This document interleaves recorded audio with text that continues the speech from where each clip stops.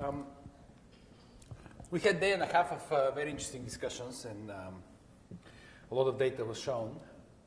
And so I wanted to have that, the organizers and I wanted to have this session to address some of the questions that actually Jerry yesterday put on the board. That was, I think, your first slide. You said these are some of the things we want to see if we can identify as major bottlenecks, major issues in moving forward research on aging. And so I wonder if somebody would like to say something. If did we identify any particular bottleneck that stops us from moving forward? I personally feel that especially after Alan's talk today, one big bottleneck is actually biomarkers.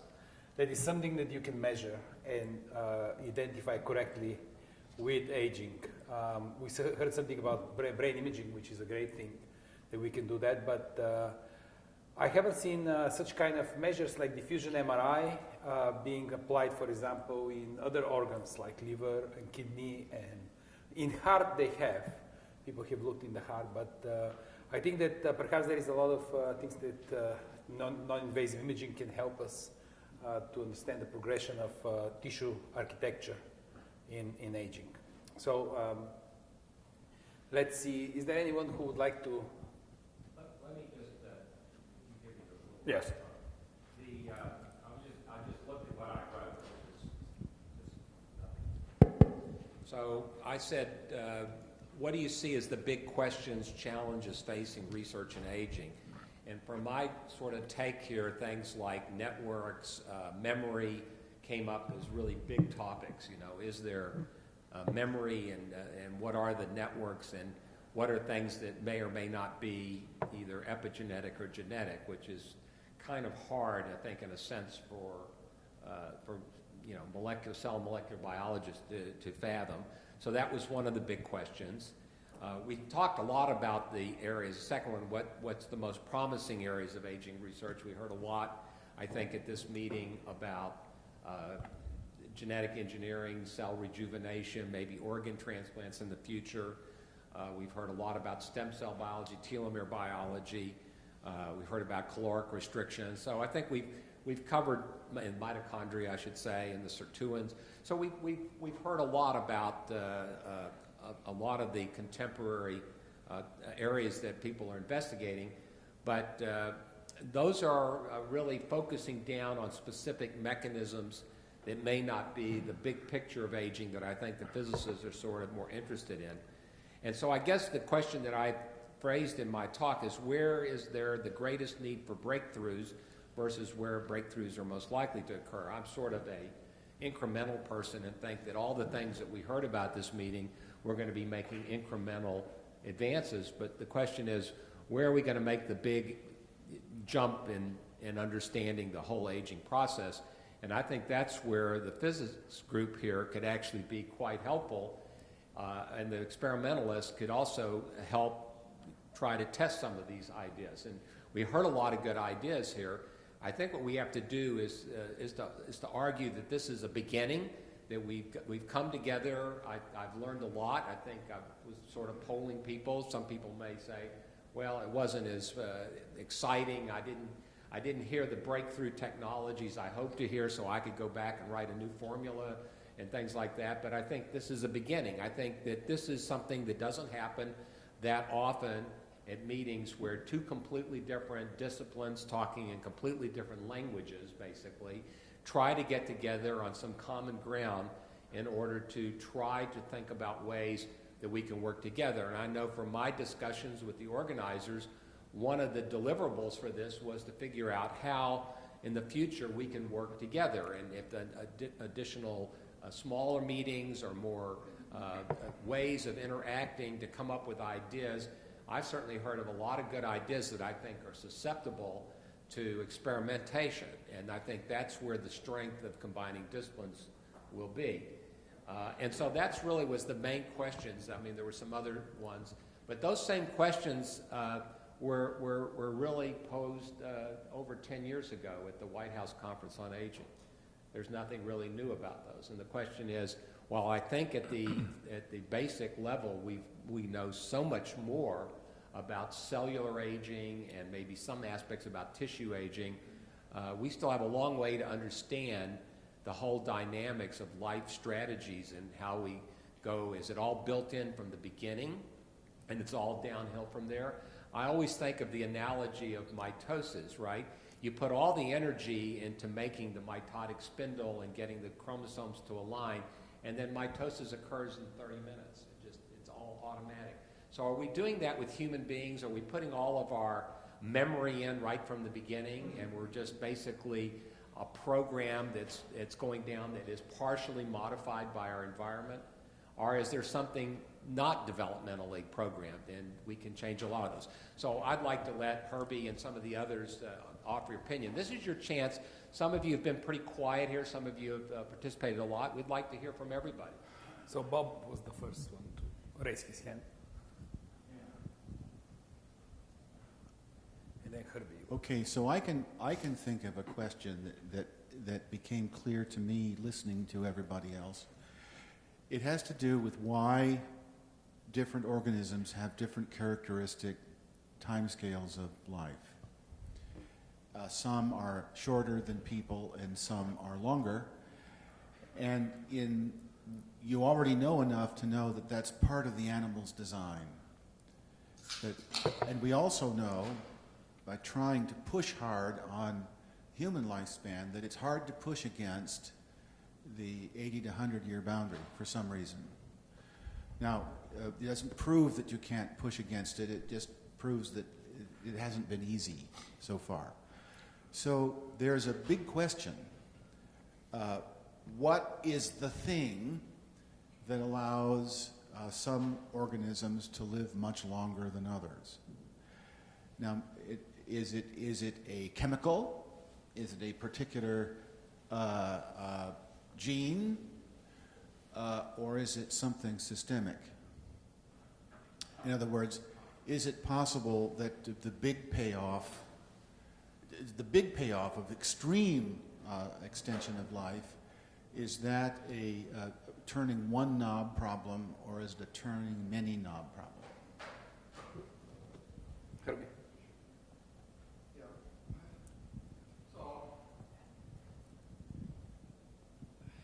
So I found I don't know if it's a good question or not, but I found myself thinking repeatedly over the last day and a half about the question, maybe Bob said it, of sort of which level is there some type of memory or the idea of a clock, And so what I mean by that in a practical term is, I think, you take a mitochondria from a cell that's, some age, and you transplant it into another cell. Does that mitochondria remain young? Does it somehow inherit some notion that it's older because it's being given information by by the nucleus and all the other mitochondria in that cell?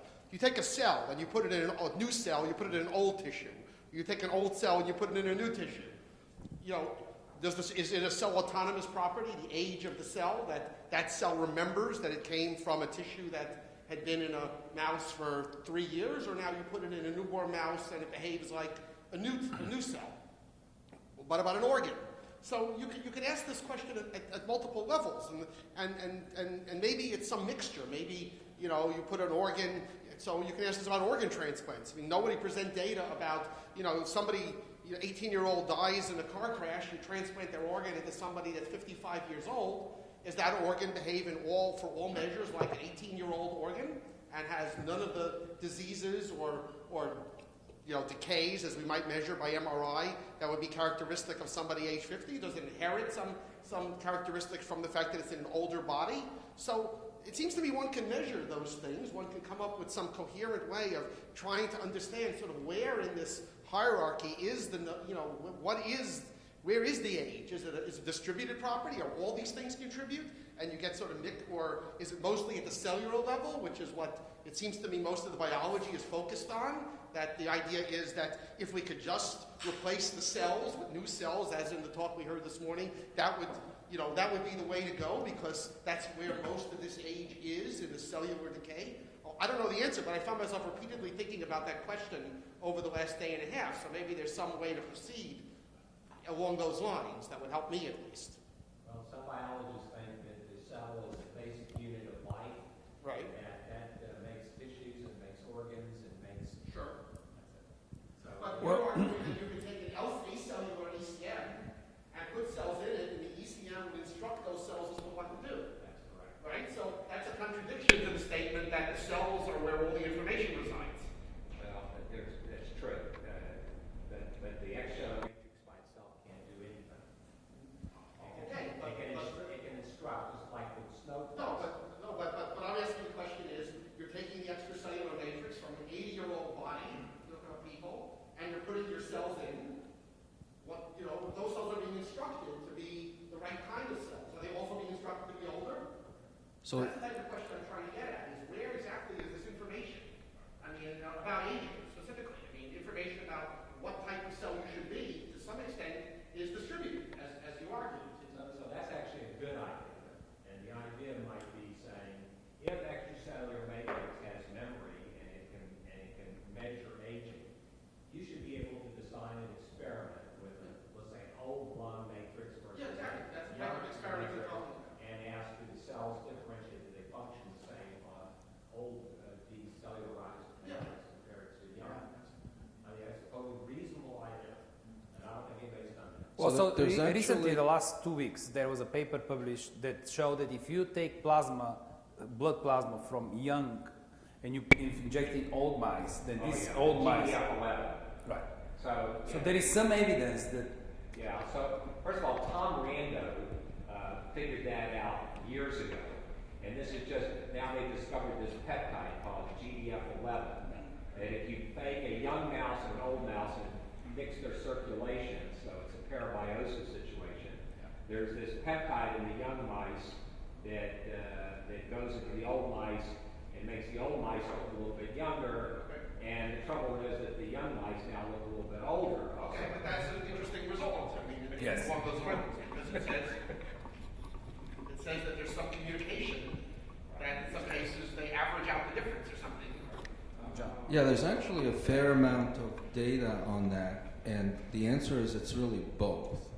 Okay, and it's the extracellular milieu is mostly the endocrine system that communicates from one organ to another. So there are now several examples where you can put a young cell into an old organism and it functions as a young cell.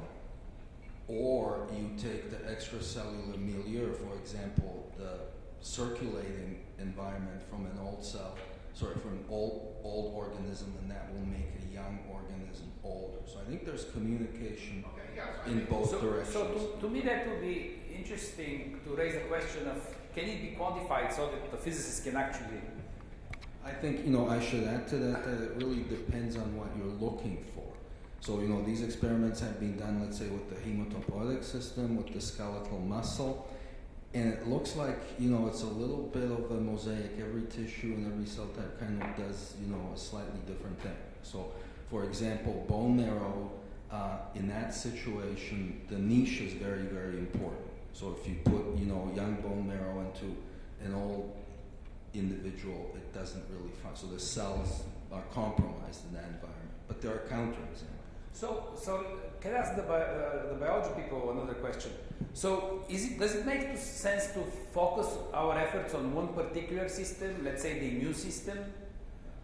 It doesn't make sense? Because, if you're going to put money somewhere, does it make any sense to focus the effort on one particular system and try to understand as much as possible? No. That's the reductionist approach. No. They can do that. Okay, yeah. No, because you'll find things that are very specific to that system, and you won't know. Is that bad? Is that bad to find specific things? Well, we can already Well, tell you you're a lot trying to about say- immunoaging. There's a huge number of papers on immunoaging. No, if we're going to put an effort between physicists and biologists, the question is, does it make sense to focus, or does it make sense, for example, to have different teams that work on different systems? That's what my question is. So if you look at the problem from at a multicellular level or systemic level, then we can basically assume two things. One, that all of the parts of the system age at a rate, similar rate, different rate, but it doesn't really matter, or that a certain clock pacemaker is here at function, and that certain tissues really determine the lifespan of that system entirely. And that goes back to the idea that maybe once damage occurs at a certain point in that system, that it will then trigger subsequent reactions in the whole system that lead to the breakdown of that system. So is there any kind of, let's say there is something like that in biological systems? Is that true? Is there any evidence? Of course, we know from studies in C. elegans and also in fruit flies, and also some mouse studies where we have a high turnover of stem cells alone.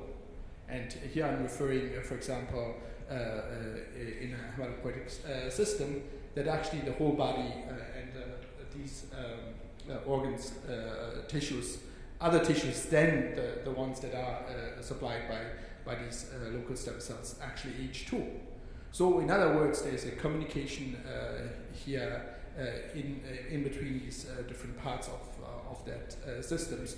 So that the question is, can we identify actually something that functions as a pacemaker? Obviously in C. elegans, that people have manipulated certain neurons, and they can show that the whole lifespan of the animal is affected, which would indicate actually that there is something like a pacemaker. And lastly, the decay obviously can be also triggered by the environment. And I think here the microbiome is an emerging theme here, and the interaction between the microbiome and the organisms. But so let me challenge you on that. So we saw data that the brain ages very differently from your toe.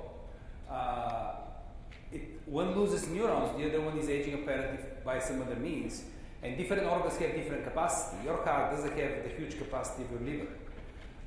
So it's not clear that the same principle applies through the whole organism, and there is no a priori reason, and I didn't see any convincing data on that. Yeah, Jeffrey.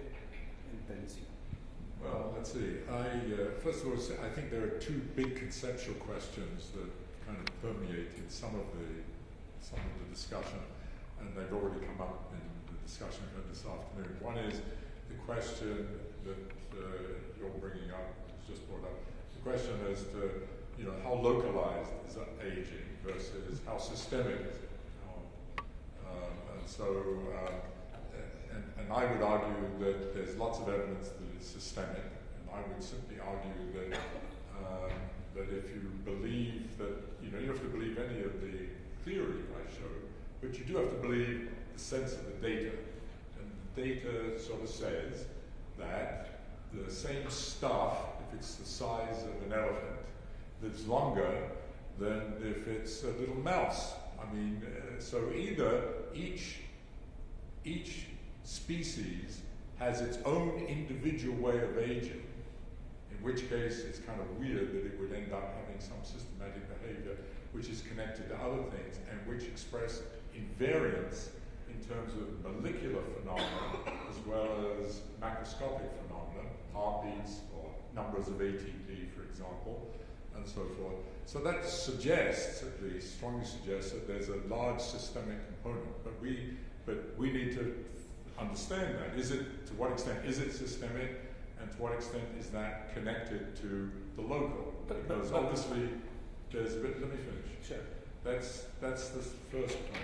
The second point is what I think Bob was trying to tell us this morning vis-a-vis snowflakes, and that is that is it programmed in the sense of informational genomic program, or is it programmed in the sense that there are, once the system has evolved to certain states, there's a sense of effective dynamical, I'll use them equations, they may not be, in his language, the correct equations, meaning that there's a generic structure of the equations that lead inevitably to certain outcomes. In this case, that once you've evolved to have certain properties which are encoded in the genes, the system itself has certain constraints. I don't want to use the word deterministic, but it is deterministic in a kind of probabilistic sense. That is, there's variation around it,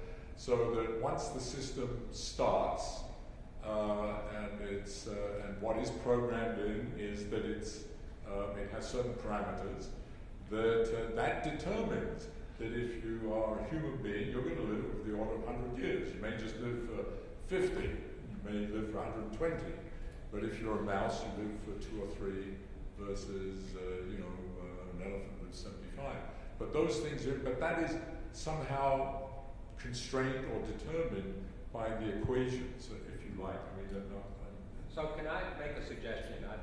but I'm just going to say, so those are the kinds of things that determine a little bit as to what it is, what are the kinds of experiments and the kinds of strategy one wants to take towards it. And let me just add one last thing, and none of that can be decided by having meetings like this, frankly. It can only be decided by groups of people committing themselves to saying, we need to sit down together and have brainstorming, lots of high-level bullshit sessions to really brainstorm what are the crucial experiments, what are the crucial data we need to settle some of these one-level big questions and some of these more localized questions. So let me just clarify, since I'm leading the session, so let me decide who speaks when. Let me clarify something. I didn't, Jeffrey, mean to focus on one animal or another. I meant on certain organ or another. Sure. You probably would admit that very few animals die from aging of their calf muscle. There are critical systems in the body that leads to death. I wasn't arguing with you. Yeah, so my question just to clarify is does it make sense to focus on a particular organ system in multiple animals? Well, So that's just so Jerry wanted to say something. Well, what I want to do is let everybody get their say. But Woody and I have worked for about 3 or 4 years on what we call the comparative biology of mammalian aging. We've published a paper on it, and I think if physicists are willing, or the group is willing, to let Woody give a little 10-minute overview of that work, because what we did is looked at the mammalian radiation.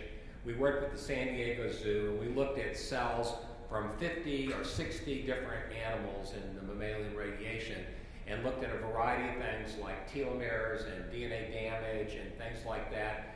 And we actually found some interesting things. And this may give you food for thought. And so after everybody has their say, I'm going to set up a little slideshow, and Woody should show you this. It'll take 10 minutes and no longer. Yeah, that's great because I was hoping that you will show that data. So I'll Jerry, if you want to set the computer here while. I'll set it. So you wanted to comment and then. The thing that I sense is that the quality of data that the biologists derive is very pragmatic to solve a specific question, and it's not suitable to be used in modeling the overarching concept of aging, at least the way that. So I think the a priori decision that has to be made is, do we want to model the principal concepts, or do we want to do a pragmatic, okay, how do we get liver transplantation to revert aging? And I think that is the divide that I see here a little bit. I am more than willing to try to adapt my biological system to provide the data that is needed by the physicists to model it. I just don't know what you guys need. So let Max speak and then now. I was just going to, while Woody's setting up here, I was just going to say a different tack would be, rather than saying, is there a consensus on this important biology, Woody's going to talk about. Another approach is the practical approach, which is the kind of the economic and medical approach, which is what is the crisis that the country is facing. We were talking over lunch about the baby boom surge, 76 million strong, and David Walker used to be the head of the General Accounting Office, is estimated that Medicare obligations under this surge, this tidal wave, is in excess of $10 trillion. And the problem is, if you look at it, it's mostly chronic degenerative diseases, because they soak up so much healthcare costs. So, the pain and disability associated with orthopedic disorders like osteoarthritis or Parkinson's disease and some of these kinds of things.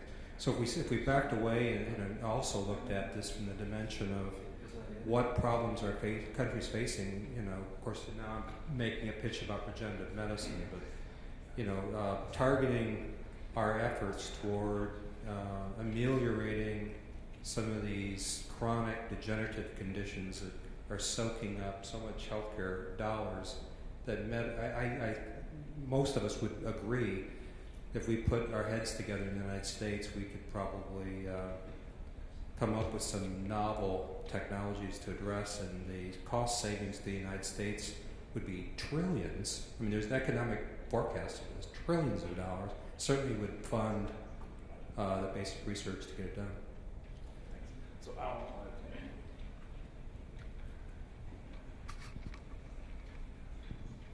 Yeah, I just wanted to make a few comments more towards the systemic view.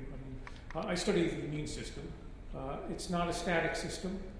As you age and as you experience different antigenic challenges, your immune system learns, it remembers. So immune systems of all of us are dynamic systems. They're constantly changing. So our ability to mount immune responses to various pathogens changes as a function of time and experience. We all know vaccinations trying to artificially boost our experiences. So this is a system that's clearly important in keeping us alive. And this very interesting data if you look at the effects of influenza.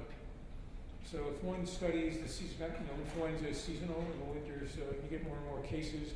When people calculate, the CDC and others have calculated, how the number of deaths increase due to pneumonia and influenza in the winter.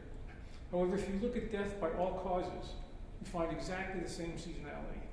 So the rates of death by cardiac arrest go up, rates of all sorts of things go up. And they think they're linked through inflammation. So as you're exposed to, say, influenza, you may not die of influenza, but that may just stress the rest of your physiological systems through cytokines and other things that are generating inflammation. And conversely, the influenza vaccines can also reduce death by a whole host of other cardiovascular and other things.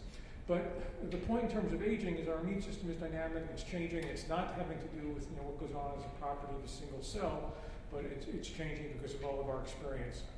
Maybe it's something like looking at increased in mutations or other types of damage that's systemic and it's changing the performance of the system.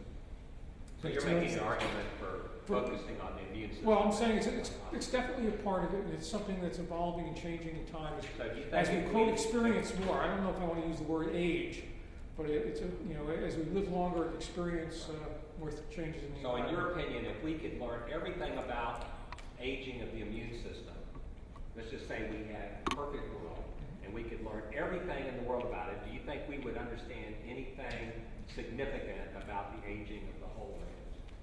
I think we'd learn a piece of it. Definitely not. It's not the whole story, obviously, because there's other. Because it wouldn't deal with the parts of our bodies that don't turn over, as we heard from John Sedeby and stuff like that. Because as a simple-minded biologist, I would say it's hematopoietic stem cell exhaustion.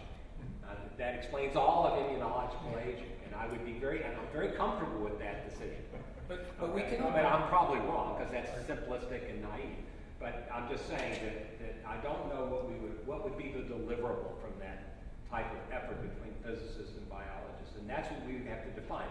I'm not opposed to immune systems. In fact, we are studying right now, peripheral blood lymphocytes for stimulation and stuff because they have very interesting dynamics, and nobody understands that. The immunologists think they understand it, but we don't understand it at the age or sort of thing. So, has anybody looked at mitogen-stimulated lymphocytes from young people and old people and things like that? Anyway. But we shouldn't ignore the fact that there has been tremendous success in treating melanoma with reactivated T cells. And we don't understand that. So, there could be deliverables, right? Even for cancer. Oh, absolutely. Yeah, please. I would like to respond to Doug's question actually. So what do physicists expect from biologists? What kind of data do we want to see? When I look at biology papers, I often see 2 bars and there's a star on top of one of them. So, you know, the controlled experiment, right? I subjected this thing to X and I did not subject this thing to X, and there was a difference. Eureka, you know, you just published that. For a physicist... You gotta have a feedback. Right. P is larger than such and such. I was more pragmatic. I was trying to say, what would be ideal? Data do I personally have to deliver to you? I'm telling you. So okay, but I don't want to critique here our scientific process. No. I think ideally it would be very, very good to have quantitative dependence. So yes, you put X, you don't put X, there's a star. But you know, put X little bits, increase X, increase X, increase X, and then you have a graph. And then that graph actually contains a huge amount of information, although not at first sight, you know, visibly conceptual. Well, yes, obviously X is important because you see an increase, but how it increases makes a huge difference in terms of the underlying mechanism. So yeah, I mean, take a bunny, subject it to, I don't know, increasing doses of whatever, and measure the telomere length. I'm just making up things, but I don't want to hear that's okay. So right Let now me give you the microphone because otherwise we won't hear your question. I literally asked the question, what do you need for your personal experiment that I have to generate in my biological system to model the principles of aging? Yeah, I think that's much more important. In the concept of my research, I know very well what the predictive value of comparing one against the other is. And I know for very well why I'm designing that experiment. Because I have a pragmatic question. If I treat a patient with this amount of drug, then I don't need to know what would happen if I kill him if I treat him with 20-fold more, although it might be informative for you. So that there is a difference. Anybody wants to say something? John, and then Jeffrey, and then Dave. So, you know, this is just a very brief comment relevant to what you said. Also, you mentioned biomarkers, okay? So there's actually a very deep history to biomarkers that the physicists may not be aware of. And there was a huge NIA effort in the 90s, I think, and it was kind of a bust, okay? And so at this point, biomarkers, for a while, biomarkers became like a dirty word. You know, if you said biomarker in your grant application, it was not a good deal, okay? And the Europeans have really picked up on this, and there's a lot of research in Europe that's been going on discovering biomarkers. And also, I think, in Australia, there's a lot of good work on this. And now the NIA is kind of coming around again, okay? And so just something that you may not have realized. I think it's it's an incredibly important issue and has kind of been ignored by the American community. And if there are biomarkers that are specifically addressed or relevant for this kind of modeling that the physicists want to do, this may be the opportunity for doing. I mean, it's not accidental that the greatest progress that mathematicians and physicists did was on CML. And in CML, you can measure in the blood, you can get very detailed data and address questions about stem cells. What have the drugs done? Have they destroyed the stem cells or not? If you can't have a more detailed data, it's hard to develop a quantitative model that is predictive. Jeffrey? I think we've said this, but in a way, physics after all has been enormously successful, probably primarily because it deals mostly with something you might call simplicity. The systems are simple compared to these, but they do have a lot in common. But the other reason it's been successful, and these are not disconnected, is that there's a theory community has developed which has its own autonomy as distinct from an experimental community, but they're totally integrated. There's a continuous feedback loop mechanism.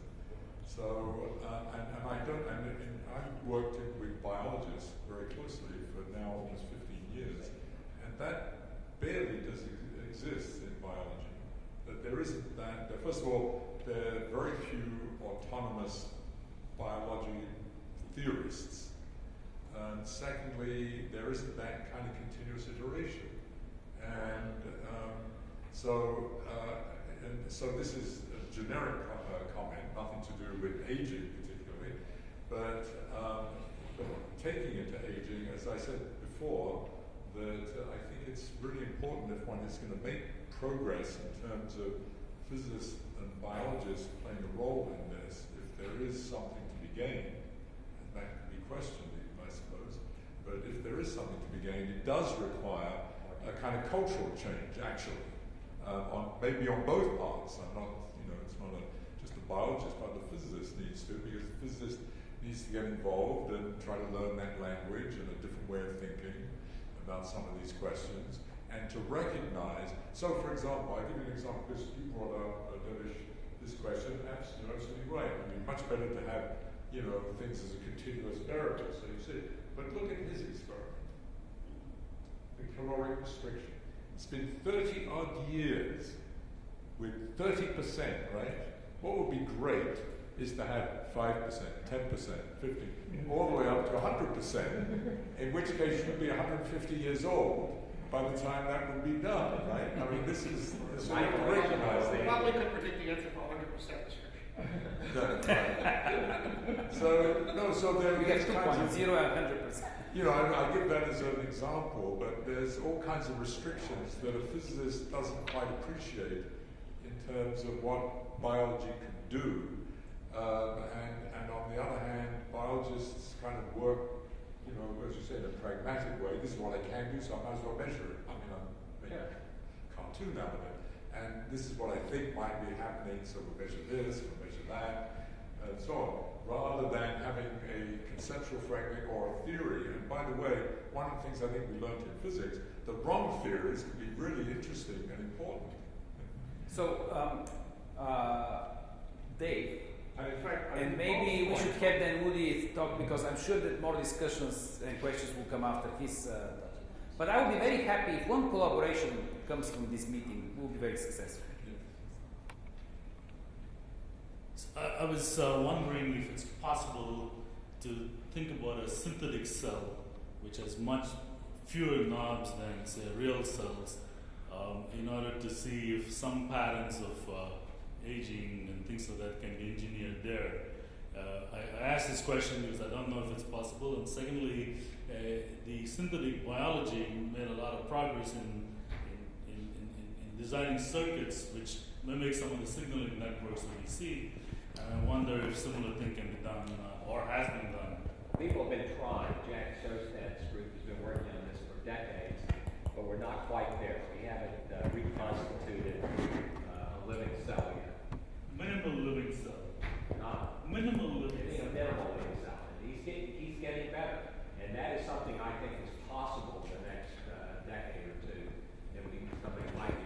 So I can say something about it. Oh, that's a synthetic yeast chromosome. Yeah, that's. So we ran a workshop here with people from the Medical Institute, and Jack is here, and other people.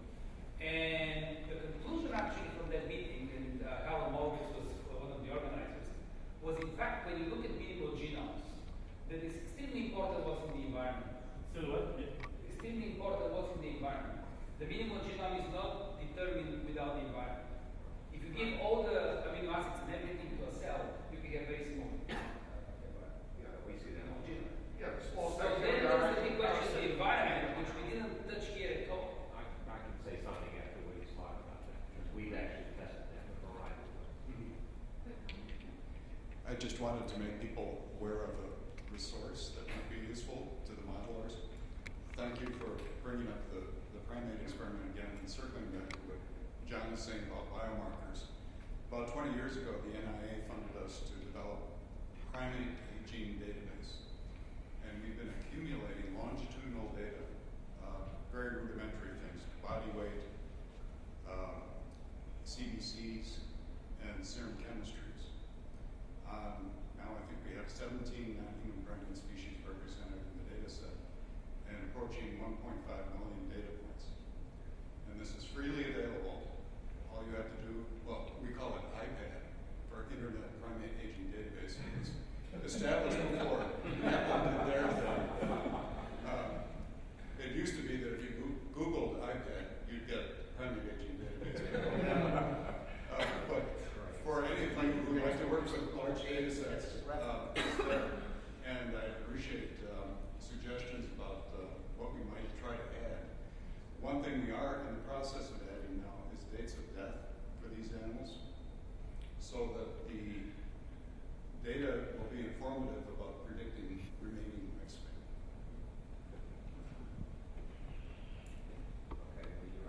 Okay. Yep. Okay, so you can't read anything on this slide, but I want you to appreciate that there's big black areas and big pink areas. And to blow it up a little bit to show you what we're talking about, black means basically human-like, and pink is basically mouse-like. And what I'm going to try and take you through is to answer the question, why do humans live 80 years and mice live for 2 years across the whole mammalian radiation. So just to show you the quality of the data and what we're looking at, we're going to compare these two adjacent species, the spotted hyena and the tiger, and we're going to look at telomere length, telomerase, whether the cells stop growing in culture because of the stresses of the culture environment, and some other things that I'll develop in a little bit. So if you take a look at these cute little fuzzy little animals, you can see that what you're looking at here is a telomere length blot, and their telomeres are short and human-like, and they shorten as a function of passage level in culture. This is the trap ladder indicating in controlled tumor cells that there's lots of telomerase activity, and you see these guys do not express any telomerase activity, and you can see that they can be directly immortalized by putting in telomerase. In contrast, the tigers, here their telomeres are absolutely huge. This is limit mobility, so that they're actually more like 100, 150 kilobases long as opposed to the 10 kilobases of human telomeres. They are expressing telomerase activity. They don't grow in culture. They immediately stop dividing because they're very sensitive to the culture conditions. But if you put in a viral antigen called T antigen, which blocks the checkpoint activities, the cells can take off and basically be immortal because their telomeres are so long that, and they've got telomerase, there's nothing to keep them from dividing. If you do a phylogenetic generalized least squares framework analysis, which is a statistical tool that Mark Pagel and Chris Vendetti have developed, which separates proximity on a phylogenetic tree from real differences and indicates underlying or causal effects, and where the mathematics are far beyond me, and so I'm relying on them for it. On the one hand, here you see the obvious general fact that if you're big, you got to have a longer lifespan, because you're not going to invest a lot in building a big house if you're going to be moving on the next day. But according to their analysis, as completely independent variables, that as you get bigger, your probability of repressing telomerase during development goes way, way, way up, is highly significant. And similarly, if you want to live a long time as a completely independent variable, you better have short, human-like, well-regulated telomeres that shorten with progressive cell divisions. Now,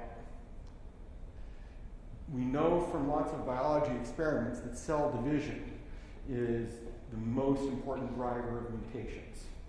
And that leads to the hypothesis that replicative aging, which is the program repression of telomerase, telomeres shorten as an anti-tumor mechanism, might represent the initial adaptation to the increased body temperature of endothermy, because we also know that at higher temperatures there are deaminations of thymidine residues and lots of mutations and things that occur because of the elevated body temperature.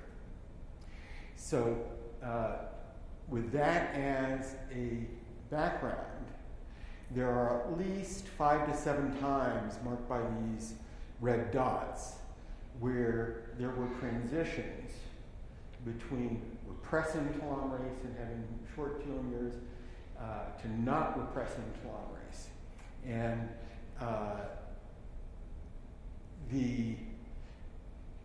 that's a one-way transition, so that there are no examples at all of transition back the other direction from express to repress. There are one-way transitions throughout mammalian history. The fact that there are multiple events suggests that there's some sort of trade-off, an advantage to be gained by some of these animals by abandoning replicative aging and not repressing telomerase. And one of the situations where it's easy to see why this could occur is if you are a long-lived animal and you have lots of tumor protection mechanisms in addition to replicative senescence and telomere shortening. So you've got to have good DNA repair, you've got to have good protection against the induction of DNA damage, not only the ability to detect the damage and repress it. You've got to have good immune surveillance in order to be able to kill off any tumors. So if you have sufficient tumor protection mechanisms for a long life, and you now have a very short life, those mechanisms may be more than sufficient to prevent the development of cancer during your very short lifespan. So you no longer need telomere shortening as part of your repertoire of tumor protection mechanisms. And so if there are advantages towards abandoning it, if there's a trade-off, you say to hell with telomeres. Let me make my telomeres 150 kilobases long and let me express telomerase, because I don't need that system in my short-lived niche. Then there's other particular situations which would also be involved. So for example, if you are an arboreal animal, if you fly like bats do, it doesn't do you much good.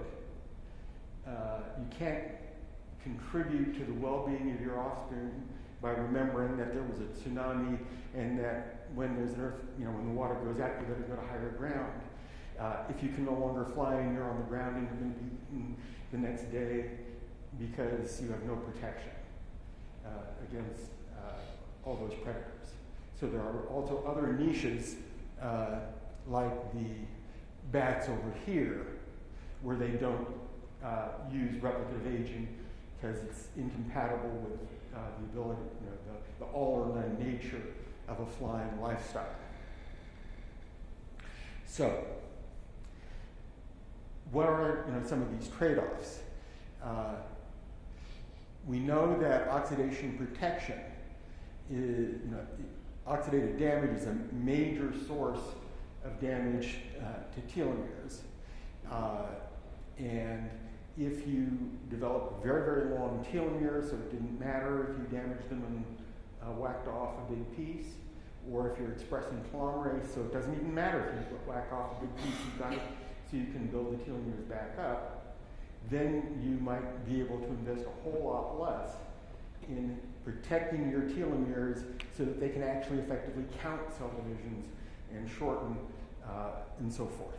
And so if you look at the oxidative resistance of these different species, what you find is that there is a very large group of long-lived animals that have very high levels of oxidative damage protection in order to protect those telomeres. that form a distinct group that's separate from a lot of the animals that have abandoned replicative aging develop these very long telomeres. And so in addition to this general trend that you would expect that the longer lived you are, the more you have to be able to protect your whole body, not just telomeres, from damage, and so it's not unexpected that you have better oxidation protection mechanisms. Specifically, you have this long-lived group, including us, where we have very high oxidation protection mechanisms.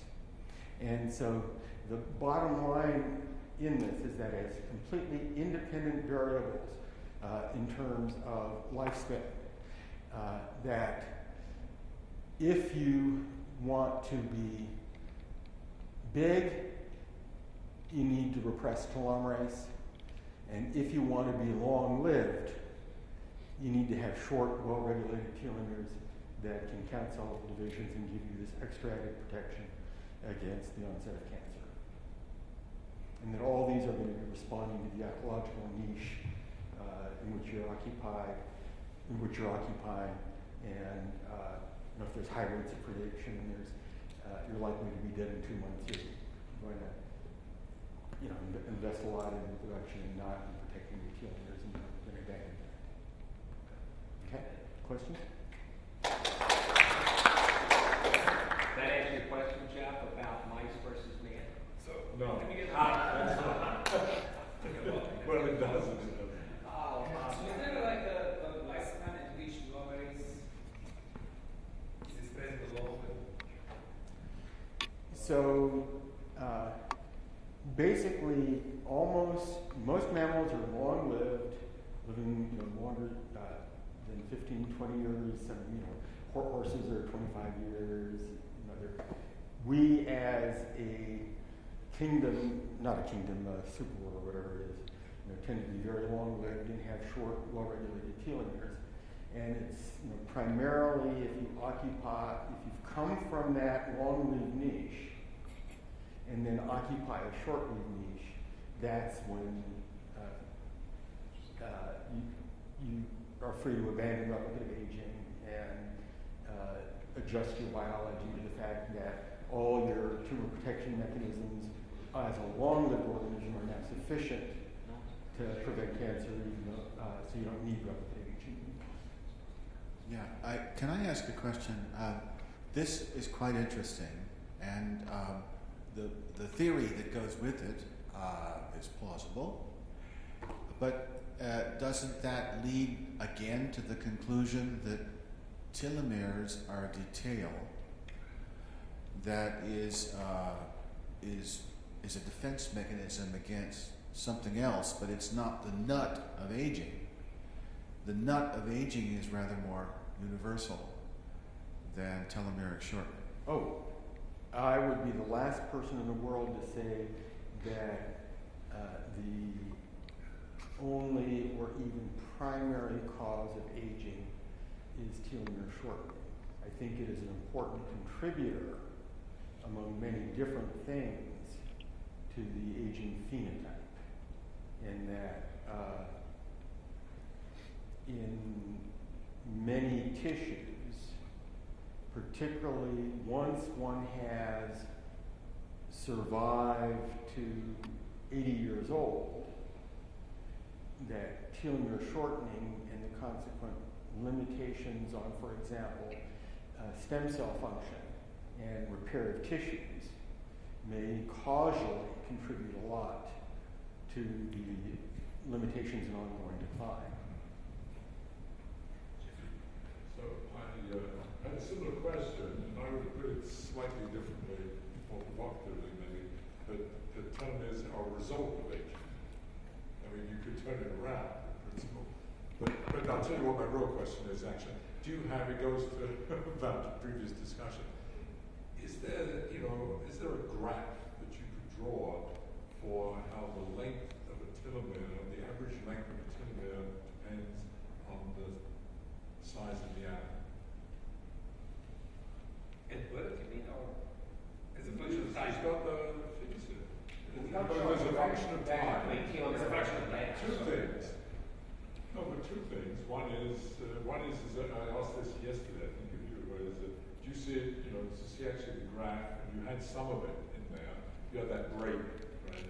That break. That's pretty nice. And then how does that change? In fact, that's the question. How does that graph, where you had that break, change as a function of animal size?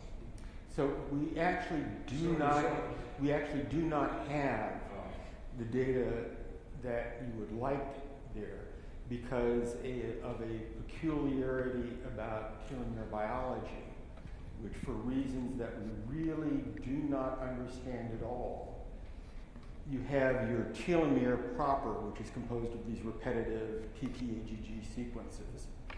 Then you have a subtelomeric region which is modified in ways that I wish we understood, but we don't yet, that makes it resistant to digestion by restriction enzymes. And the length of that subtelomeric region varies between species. So two species may have identical telomere lengths, but on the telomere length gels that we use to analyze telomere length give very, very different results. So these were done by TRF, which is that you use form-based restriction enzymes, and since telomeres don't have a restriction site for that, you get a sort of a smear of the length of all the telomeres, but it also can cut in somewhere randomly in the subtelomeric region when you get your first restriction site. So we can use 4 to 7 4-base cutters in order to get this average. What would be more dynamic, I think, is what a lot of people are going to is either flow fish or in situ fish analysis of the telomeres on metaphase or interphase cells. And that way you can actually see the real actual telomeric repeats. That hasn't been done. We did a little bit of work with that. But we need to revisit all this data and reanalyze it using techniques that really weren't up to snuff at the time that these experiments were done.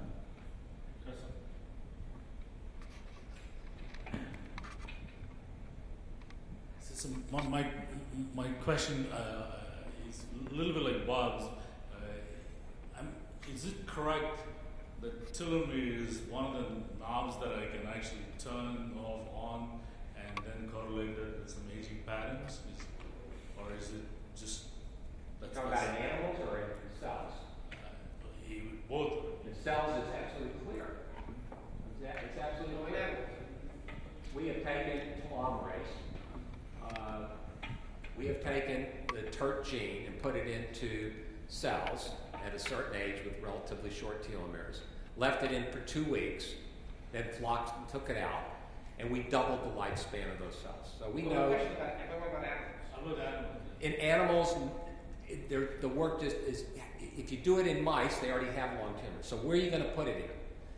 Well, you said well, that mice didn't have one. Well, nobody's done that. Nobody's put TERT into the spreadus mouse sporozyme. But the spreadus mouse expresses telomerase already. So that's right. The point is to identify these knobs one at a time, and if this is an important knob, we'll be quick to know that. So people have done funny experiments, which I don't fully believe, which is there's this telomerase activator that somebody sells, some plant extract or something, astragalus root. They call it TA65. Maria Blasco is a very prominent scientist, and Cal Harley is also a prominent scientist. Treated these mice with TA65 and claimed they saw a modest extension of health span and maybe a little bit of lifespan, but it was very modest, and I don't basically believe the results at all. So I am basically willing to say that all of my biological insight makes me highly convinced that if we could activate telomerase and control cancer, that one would have a significant effect on human health span and probably lifespan after 80 years old. Why can't you do the opposite? Why can't you take... No, there is experiment that the Pino did that. And knock down... But that's what I'm telling you. The Pino did that experiment. Right. It happens in real human beings. And well, what happens to their lifespan? They die early. It's definitely short. The third generation of mice start having shorter life.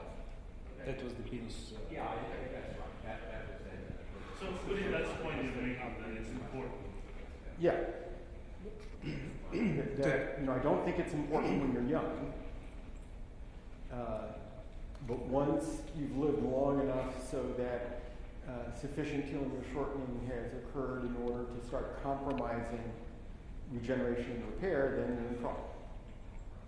There's a most convincing, maybe potentially for our discussion, would be a discussion of human experiments, which would be Werner syndrome, for instance. So here's a very defined mutation with very well-known phenotypes, in many respects mimicking human aging at a premature level. What's your thought about what does Werner syndrome teach us about the potential role of telomere maintenance in these age-related disorders? So you do find shorter telomeres in wormers. I think that's a secondary consequence. So the mutations in wormers block the DNA damage and repair aspects that if something's going on with the telomere would allow you to repair it. And so there's going to be, or other DNA damage elsewhere in the genome for that matter. So I think there's a lot more cell turnover because of this lack of signaling that you've got DNA damage that needs to be repaired before you divide. And that the shorter telomeres are just simply a secondary consequence reflecting the fact that in vivo in vermers, you have a lot of more cell turnover as a function of chronological age than would be expected in a normal individual. And in Werners, so we looked in Werners, and there is another effect. There is a lot of telomere sister chromatid exchanges. And so when the sister chromatids start to exchange telomere material, you get a high probability of getting a short telomere. So these cells have much shorter time to senescence. So one thing that could be modeled eventually is telomere length is highly inheritable, and maybe it just needs somebody to actually look at that at some point. So telomere length is very inheritable, and that we know that from the diseases from dyskeratosis congenita, where short telomeres are passed on to the next generation. And so maybe that is something where one could actually, with large populations, eventually model the contribution of within big populations. What is the contribution of telomeres? And people are doing that right now, actually. So it seems that we are moving towards the end. Does it make sense that perhaps you and Jerry can say final few words for closing the workshop? Yes, very good. Well, I don't know. I would love I would love for the physicists and mathematical modelers in here to come up with some ideas for the experimentalists in here. We've heard, I think, a lot of interesting things about caloric restrictions, about mitochondrial damage. We've heard about stem cell biology. We've heard a lot about telomere biology. We heard about epigenetic changes. So it seems to me that it would be really helpful if, I would love to be able to work with a physicist and model some of what we think is a really important thing, the telomere biology. But that's, my own bias. But I think that it's going to be very difficult to focus on a specific organ system. I'm not opposed to looking at the immune system. I think there's a lot to be learned by studying age-related things. And one of our weaknesses in basic science is we either use a mouse model or some organism that doesn't really reflect what goes on in human aging. And I don't believe every organism is going to have the same mechanisms regulated. We can argue about that, but I'm not convinced of that. And the other problem is what we mostly do is look at things in vitro, which are just destined to have lots of artifacts. So the ideal situation would be to look at cells or tissues from different aged people and think of ways that we can really model this. We know that telomeres shorten with increased age in almost every organ that turns over in the body. It means a lot of those that don't turn over very frequently, like the lung and the liver, they get shorter with increased age. So it's really important to think about longitudinal studies that cross decades.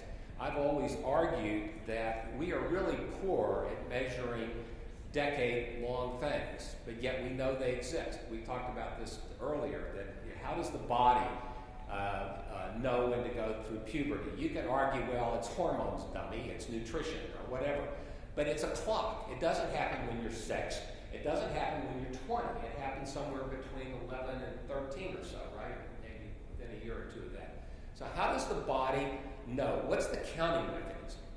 And that's still very fundamental because that's setting up everything that happens after that. That we have this huge growth rate and you lose a lot of telomeres and lots of things happen during the first 5 years of life.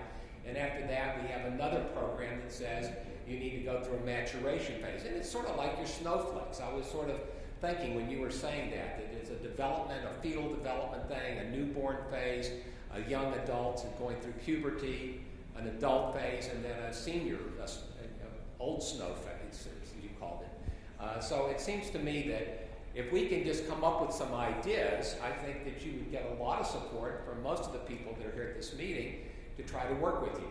And I think I agree with Jeff that maybe what we really need to do is have more detailed conversations about specifics. Right here we had a nice general discussion for the last day or so, and it seems like maybe the next step would be to have a smaller group of 3 or 4 or 5 physicists, 3 or 4 or 5 biologists around the table for a full day, focusing on actual doable experiments and be able to make a model, make a formula and say, let's test this. And I think we can do that, we can make some progress. And basically, I think this has been a useful exercise for me as a biologist because I learned a lot. And it's not as much as I would like to know, and I'm afraid it's just partly my ignorance on how modeling and formulas and theories arise. But we can do the experiments. So if we can come up with testable hypotheses, I think we can do the experiments. So I'll leave it up to anybody else want to say anything? Well, I want to say, so at NSF we have a mechanism called Research Coordination Network. And this can be used for something like this kind of connection between biologists and physicists. They're not a lot of money, they're 150K per year, but bring some money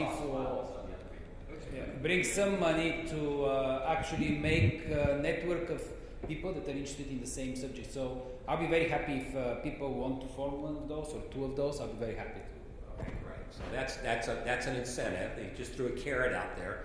So maybe what we can do is start exchanging some emails and see if we can formulate a new idea. Before we break, I know people have to leave. I want to thank all the speakers and everybody for making the effort to come here. We need to, of course, thank Sarah and her group that organized all this. It was a really nice accommodations, nice food, so thank you very much for facilitating all this. And of course, thanks to the NSF for sponsoring this. So everybody, if anybody has any questions, don't hesitate to ask Sarah before you leave. Otherwise, safe trips home, and it was really a fun day.